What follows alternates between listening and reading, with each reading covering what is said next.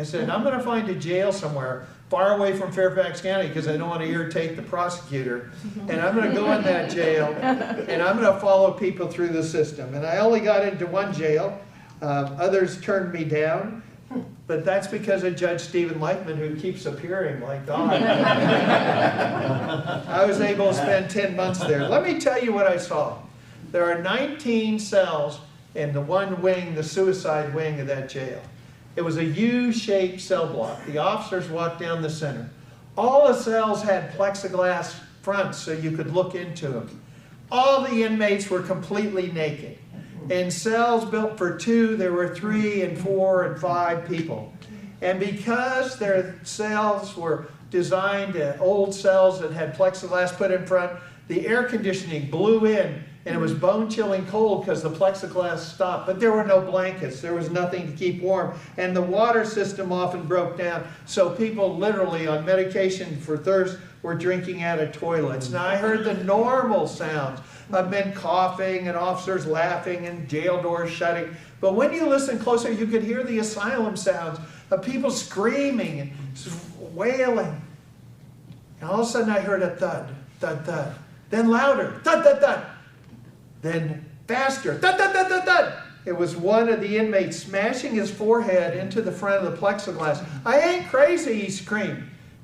Well then, don't act like you are, an unconcerned officer called back. Now the officers who worked here called it the forgotten floor. And I thought they were talking about the inmates. No, they were talking about themselves too. Not one of them had received any kind of training to work with people with mental illness. And worse, all of them said they'd gotten assigned to that wing because they were troublesome employees and their bosses wanted to get them to quit. And so they sent them to work there.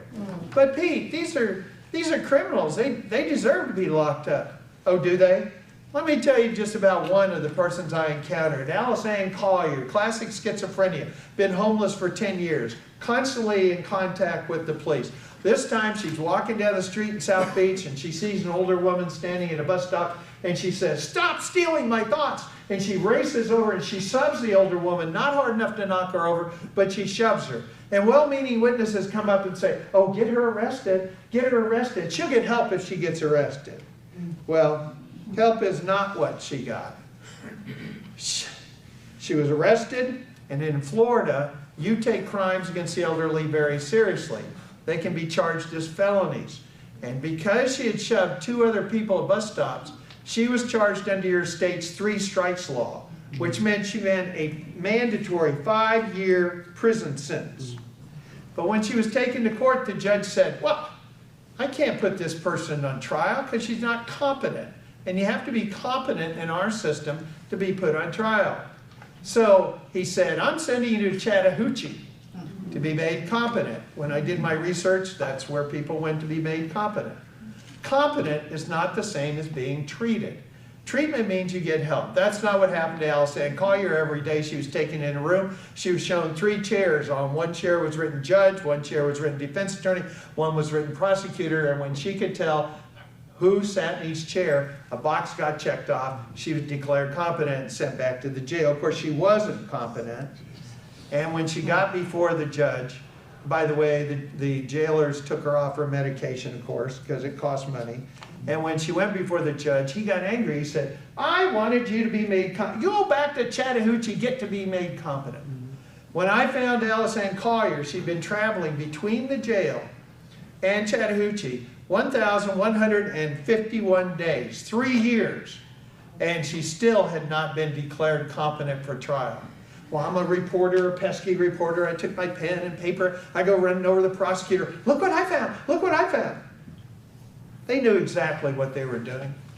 In fact, they planned to keep her for 2 more years, which is how long they could keep her without putting her on trial. Why? Because she was dangerous. Medication didn't seem to help her become stable, and there was no safe place in your state. No hospital beds, no long-term treatment bills, no place. So they're just keeping her on that bus, sending her back and forth. But Pete, it's been several years since you wrote your book. It can't be that bad now, can it? Oh, really? Let me take you to Virginia, my home state. J. Shamil Mitchell, 21-year-old African-American man. gets picked up for shoplifting. He goes into the jail. There are no state hospitals available. He spends 101 days in that jail. On day 102, they find him dead in his cell, covered with feces. How did he die? He died from heart failure caused by starvation. The officers were not giving him food because he wouldn't listen to their orders. He went to jail weighing 178 pounds. He had lost 46 pounds. What was his crime? He stole $5.05 worth of snacks from a 7-Eleven. Let's return to my son. Because of a plea deal, we were able to get a judge to put him on probation for 2 years, and he did great. He went to work, he was taking his medication, he became employee of the month, and as soon as his probation ended, he stopped taking his medication. Well, I could see that he was slipping. So I thought, okay, I'm a smart guy, I've investigated this, I'll take care of it. First thing I tried was logic. I took a legal pad, divided it in half. On this side was when he was doing well, on this side when he wasn't doing well. And I went, oh look, you're on your meds over here. Oh look, you're not over here. Well, you can't argue logic to someone who's psychotic and not thinking logically. So then I tried bribery. I said, look, Kevin, I'll pay you $50 a week if you take your meds in front of me. And he said, Dad, I'm not a prostitute. I tried duplicity.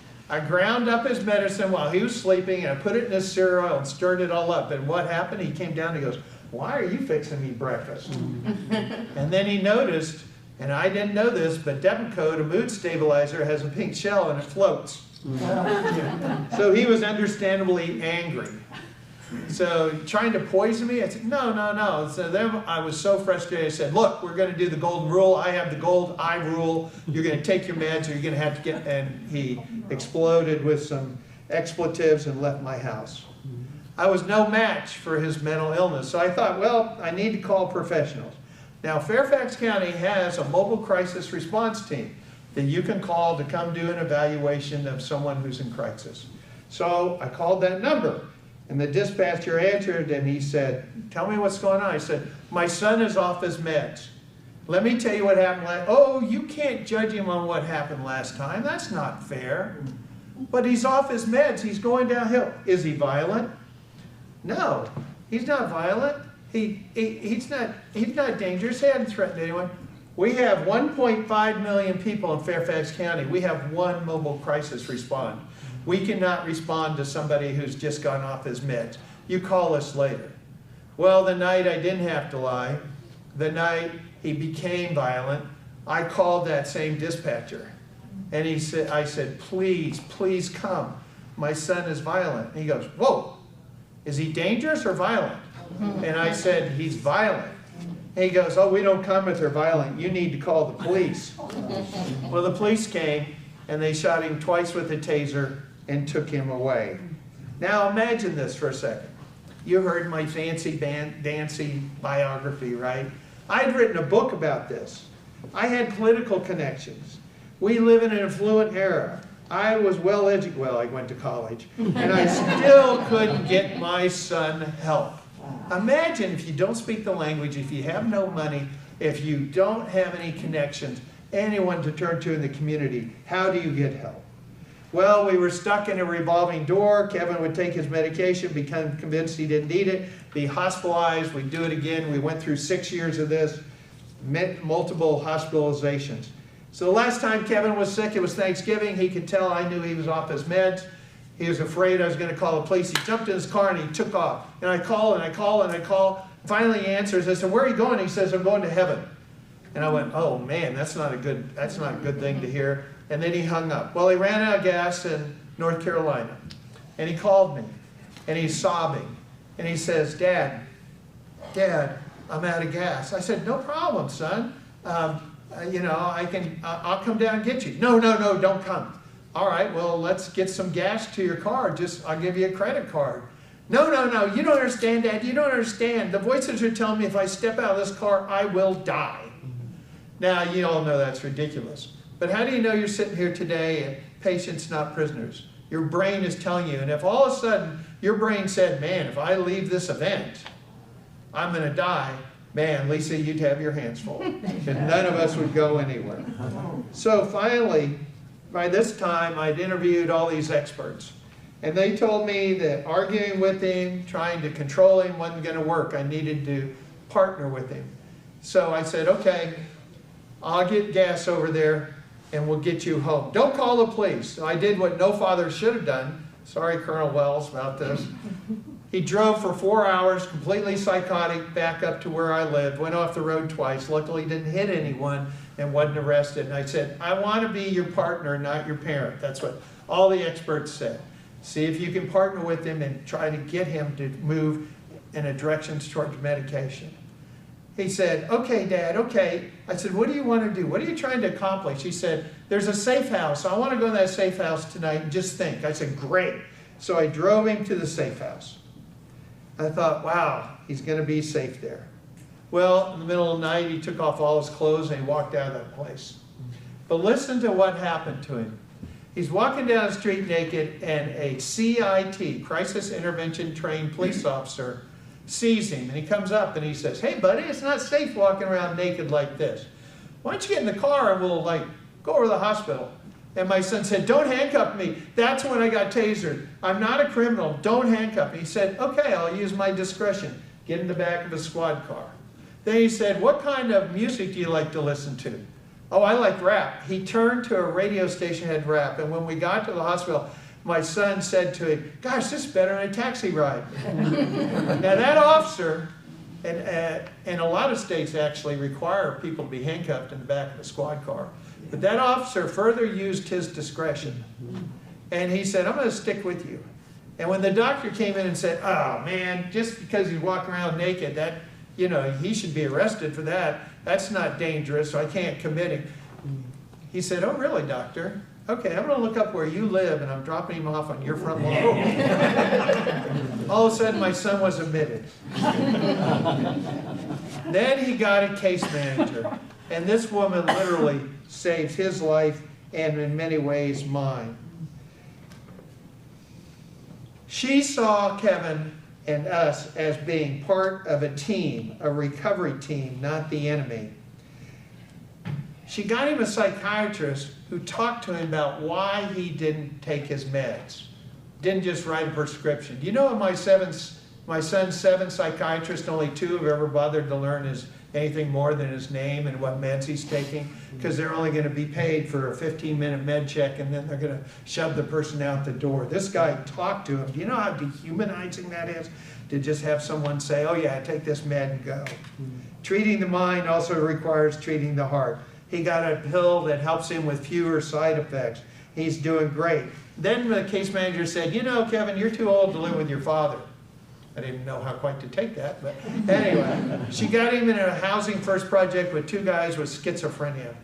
And it was amazing because he had to be responsible for himself.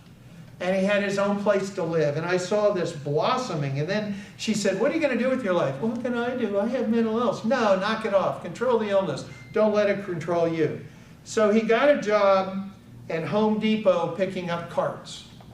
He's 30 years old, college educated, high IQ, and he's picking up carts. And of course he was getting depressed because all his friends are getting married, they're getting promotion, they're having kids, and he's picking up carts. And she sees him one day and says, Kevin, you're doing great. And he thought she was mocking me. She said, no, no, no, please come to my support group.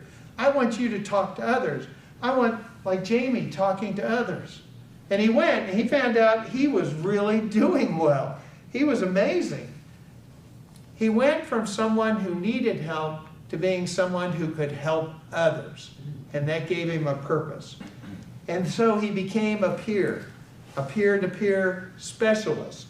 And today he works as a peer-to-peer specialist in Arlington, Virginia. Let me brag about him. One of his clients, over 300 pounds, schizophrenia in the basement of his parents' house, hasn't come out for years. He went over and just started talking to the guy, getting to know him, got him to go out. They went to McDonald's, not my first choice, but he went to McDonald's.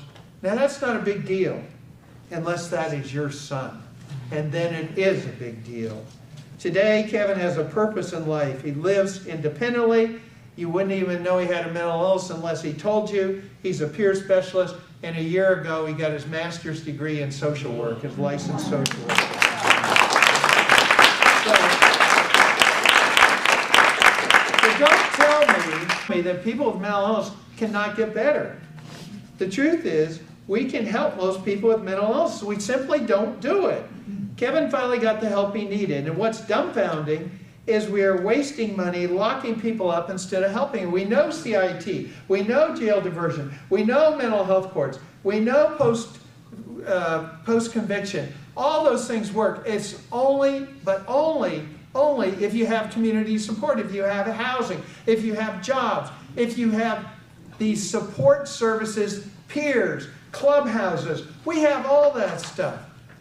We just aren't using it, and your community is wasting money right now. In Fairfax, it costs $52,000 to keep someone in jail for a year. For half that, you could provide housing first and an assertive community treatment date. That's why we have to wake up our leaders and say, you guys need to get together and start helping people instead of punishing them. And most of all, besides all those services, my son was given hope. He was told he would not have to sit on the sidelines of his life, as that first psychiatrist said. Writer Hal Lindsey said it best: man can live 40 days without food, 3 days without water, 8 minutes without air, and 1 second without hope. People ask me, what do people with mental illness want? It's a stupid question. What they want is what we all want: a safe place to live, a purpose in life, and people who love them.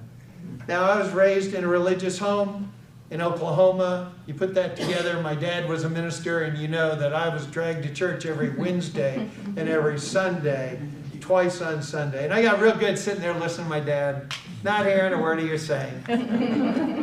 Until he told this one story. It's about a woman having sex. They're in the Bible, you just got to know where to look, okay? This woman is dragged, she's committed adultery, she's dragged into the center of town. Everybody grabs a stone. They're going to stone her for what they have. You notice it's never the men. No. It's always the women who are going to get stoned. Anyway, I always thought it took two. Anyway, we read that the teacher says, "Let you who has never sinned throw that first stone." And they put down the rocks and they walk away. Sadly, we live in a world today where people are eager to throw stones. They do not drop the rocks that they have snatched from the ground. They're quick to condemn people who are different. People who don't fit in. People who have mental disorder, co-occurring. They're afraid of them and they would just want to get rid of them, get them off the street. My friend Brian Stevenson talks about stone catchers.